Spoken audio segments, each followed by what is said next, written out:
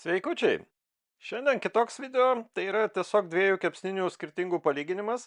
Tai bandysiu palyginti savo dvi turimas kepsninės, tai yra Kamado Bono Žalgiris ir Kamado Joe Classic 3. Kamado Joe kepsninės yra tikrai kokybiškos, tai yra tiek medžiagos parinktos, tiek pats surinkimas yra kokybiškas.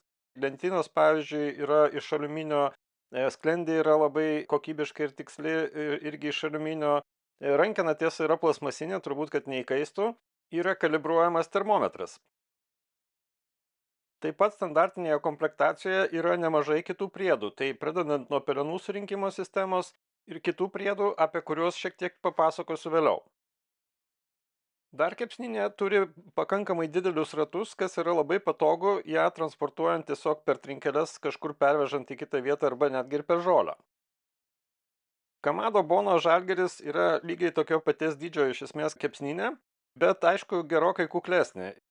Tai lentynos yra medinės ir tai nėra gerai, tai pavyzdžiui rankeną aš jos netgi nenaudoju, nes nuo stovėjimo lauke tiesiog jinai netgi ir pripelijo. Sklendė yra iš ketaus. Taip pat standartinėje komplektacijoje irgi nėra pelenų surinkimo sistemos, bet ją galima gana nebrangiai nusipirkti atskirai. Kamado Joe medžiagos tikrai ir pagaminimo kokybė daro įspūdį. Sklendė tikrai yra puikiai reguliuojama, labai malonu su ja dirbti, bet yra tam tikras niuansas. Pavyzdžiui, prilimpa kartais arba lupasi tiesiog dažai nuo karščio ir drėgmės ir kitų dalykų. Tai toks po ilgesnio naudojimo labai nemalonus vaizdas. Tuo tarpu Bono kepsninė standartiškai turi ketaus sklendę.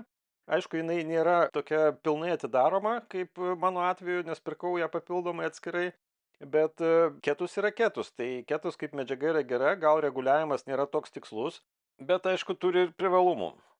Žalgirio termometras yra paprastas, tai yra jisai nėra reguliuojamas, negalima jo pareguliuoti. Tuo tarpu Kamado Joe termometrą galima sukalibruoti, kad jisai rodytų tikslę temperatūrą. Ir tą padaryti yra pakankamai paprasta. Joe kepsninė turi savo išskirtinę atidarimo sistemą, kuri palengvina tiesiog patį tą dangčio atkėlimą, bet tam reikalingas tuo pačiu ir užraktas, kuris prilaikytų jį. Žalgirio atveju yra tiesiog spiruoklės, kurios taip pat šiek tiek nuima dalį svorio, bet kilnoti reikia rankomis. Tai išskirtinis bruožas, tai yra būtent ta speciali sistema palengvinanti kepsninės dangčio atidarimą. O toliau pati keramika yra šiek tiek storesnė, tiek ir matosi netgi ir pagal tarpinę, maždaug pusę centimetro skirtumas yra.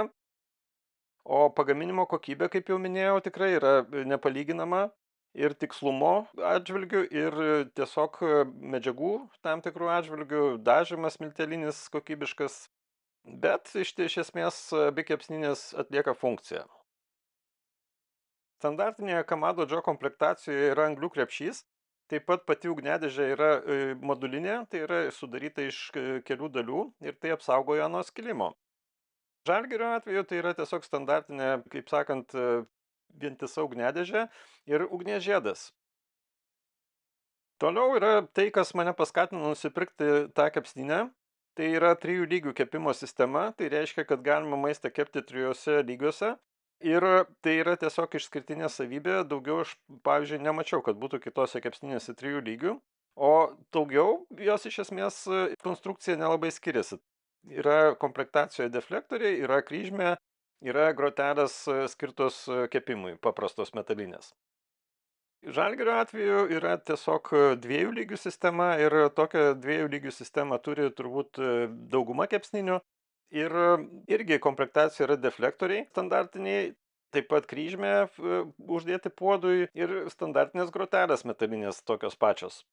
Kai sakau, kad jos yra tokios pačios, tai turiu omeny išmatavimus ir tai reiškia, kad kepsninių priedai iš esmės tinka tiek vienai, tiek kitai kepsniniai, juos galima miksuoti tarpusavėje. Tai čia, pavyzdžiui, dažnai naudojamas mano priedas, tai yra paaukštinimas papildomos grotelės, ant kurių dažnai rūkinu kažkokią mėsą arba žuvį ir jos tinka tiek vienai kepsniniai, tiek kitai kepsniniai, lygiai taip pat. Visgi yra vienas priedas, kuris netinka Žalgirio kepsniniai iš Kamado Joe komplektacijos. Tai yra specialus priedas skirtas rūkinimui, vadinamas slow rolleris. Ir jo paskirtis yra tiesiog nuimti dalį kaitros ir paskatinti daugiau išsiskyrimą dūmų nuo anglių ir šiaip cirkuliaciją pagerinti. Bet kad tai būtų kažkoks labai jau stebuklingas daiktas, tai taip nėra. Tai jo tiesiog įdėti į žalgirį nepavyks, nes netelpa ta 3 aukštų sistema, o su 2 aukštų sistema žalgirio tiesiog jinai nesilaiko ant to būtent pagrindo. Malonus priedas, bet tikrai nėra būtinas. Ir galima iš esmės tą patį rezultatą pasiekti maisto kokybės atžvilgiu naudojant kelis deflektorius. Tai aš taip dažnai darau tiek žalgirio kepsniniai naudoju du lygius deflektorių, tiek naudoju ir tame pačiame Kamado Joe irgi. Tai iš esmės sakyčiau, kad maistas iškepa tiek vienoj kepsniniai, tiek kitoj kepsniniai ir kažkokio stebuklo čia nėra. O dydis yra jų iš esmės vienodas, tai galima panaudoti, kaip minėjau, tuos pačius priedus tiek vienoj kepsniniai, tiek kitoj kepsniniai. Tai jeigu perkat pigesnę kepsninę, galit nusipirkti jas net kelias už tą pačią kainą ir dar įsigyti krūvą priedų, kurie yra reikalingi kepimui įvairiom sąlygom. Bet jeigu negaila pinigų ir norite turėti kokybišką daiktą, tai atsakymas, manau, aiškus, kurią kepsninę reikėtų rinktis.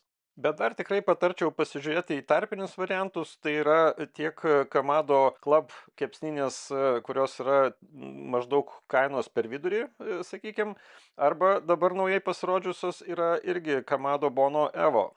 Tai rinkitės pagal norus ir kišenę. Ir taip pat nepamirškit, kad kepa ne kepsninė, kepat jūs ir galima maistą iškepti tiek kažkokioj vienoj kepsninėje, tiek ir kitoj lygiai taip pat. Ačiū, kad žiūrėjot ir iki kito karto.